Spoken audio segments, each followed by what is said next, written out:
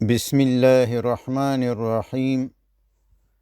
عنوان د اسلام او ساینس. قرآن صرف دو علوم منی، د ساینس علم او د وحی علم. الله تعالی آدم علیه السلام ته دا دواړه علوم ورکړي وو.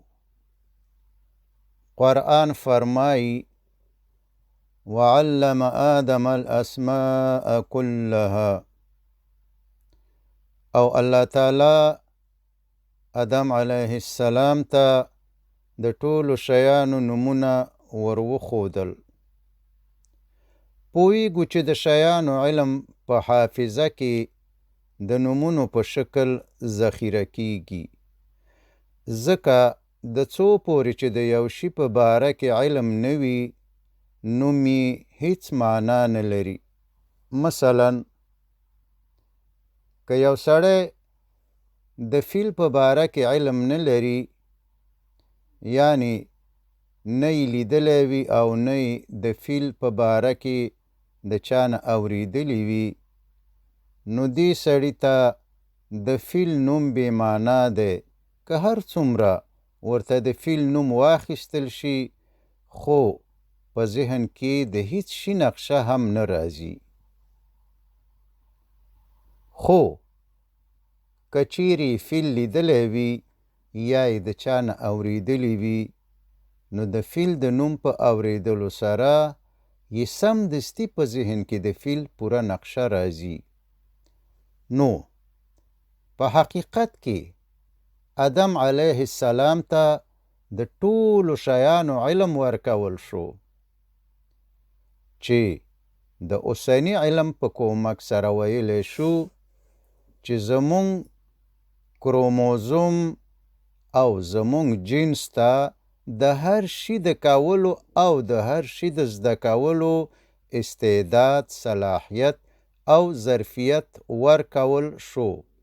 همدارنګه الله انسان ته عقل، د اورېدلو، لیدلو او غور او فکر کولو صلاحیت او استعداد هم ورکړو.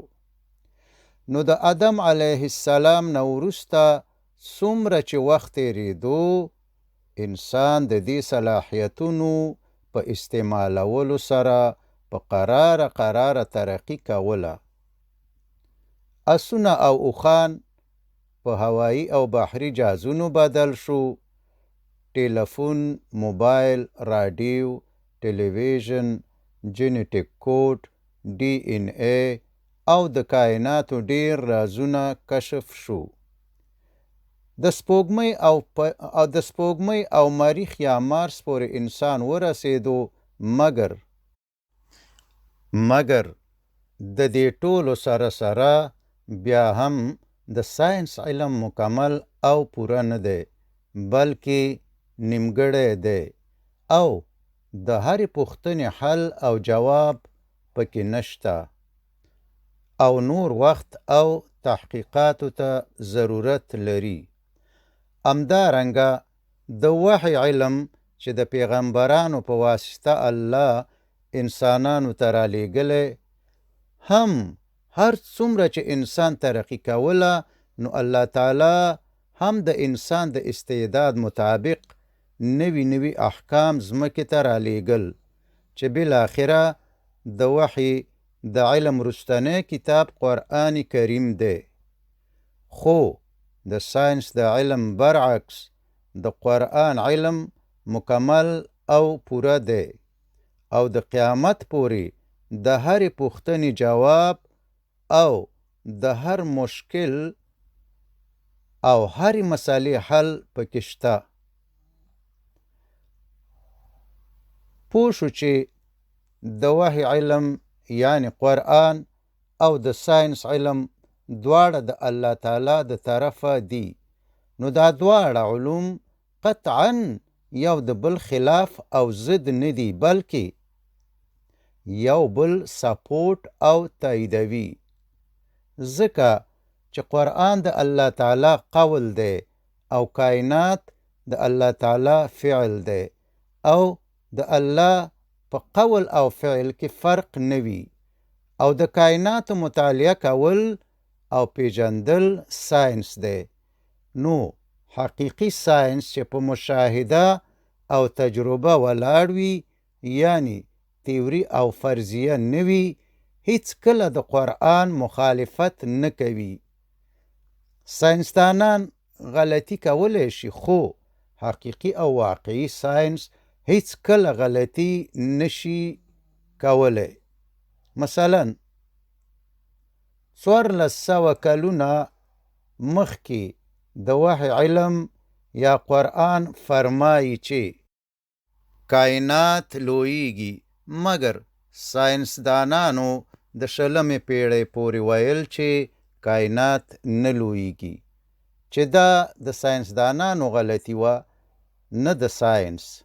ځکه چې حقیقي ساینس په 20مه پیړۍ کې ثابته کړه چې کائنات لویږي او د وحی د علم یا قرآن تایید وکړ.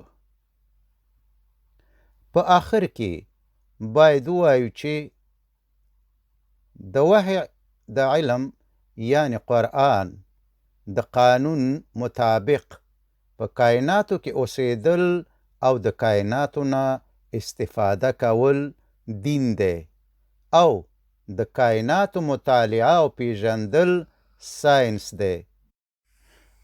دا یو ځل بیا وایم، د وحی د علم یعنی قرآن د قانون مطابق په کائناتو کې اوسېدل او د کائناتو نه استفاده کول دین دی او د کائناتو مطالعه او پیژندل ساینس دی. فلهذا ساینس د دین څخه بیل نه دی، خو متاسفانه اکثره لوی ساینسدانان په دین او قرآن نه پوهیږي او اکثره دینی علما په ساینس نه پوهیږي او ځینې خو لا دا فیصله هم نشي کولی چې د ساینسي علومو د زده کولو اجازه ورکړي او که نه.